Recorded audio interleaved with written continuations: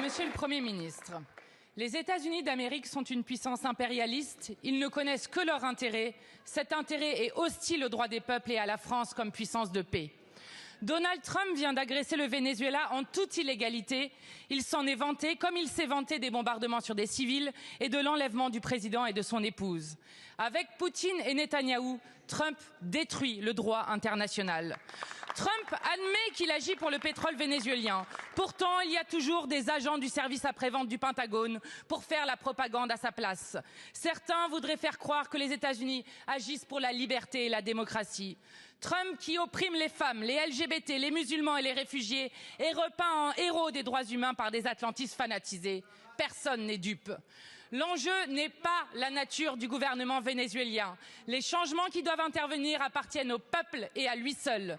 L'enjeu est d'affirmer que de telles agressions au mépris de la Charte des Nations Unies sont inacceptables.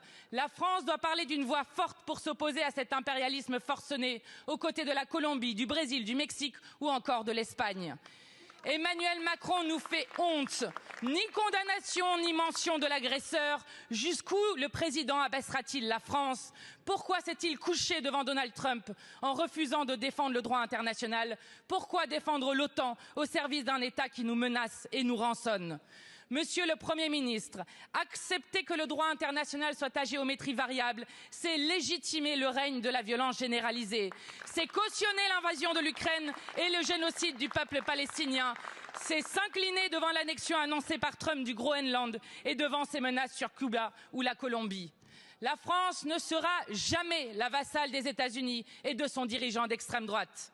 Monsieur le Premier ministre, plutôt que la servilité devant un empire, quand allez-vous retrouver la voie d'une France non alignée pour la paix et pour le droit international? Merci beaucoup, Madame la Présidente Panot. La parole est à Monsieur le Premier ministre. Merci beaucoup, Madame la Présidente de l'Assemblée nationale. Mesdames, Messieurs les députés, Madame la Présidente Mathilde Panot, je crois avoir été clair sur l'agression et l'opération militaire menée par les États-Unis d'Amérique. Pardon de vous le dire, c'est votre première question au gouvernement que vous me posez depuis que j'ai été nommé Premier ministre. C'est très compliqué de vous entendre dire pas de double standard, ce avec quoi je suis complètement d'accord, et ne pas aussi appliquer la lecture du droit international sur la nature même du régime de Nicolás Maduro au Venezuela. Opération électorale viciée. Les résultats n'ont même pas été promulgués. Police vénézuélienne pratiquant la torture, la détention sans raison, aucune séparation des pouvoirs. Pardon, on ne peut pas d'un côté dire que la police de la République, ici en France, tue, dire ici que nous ne sommes pas en démocratie et ne pas voir que le régime de Nicolás Maduro était une dictature. La position de la France, c'est pas de double standard, c'est la parole équitable, juste, la vérité, la vérité, la vérité. Merci beaucoup, Monsieur.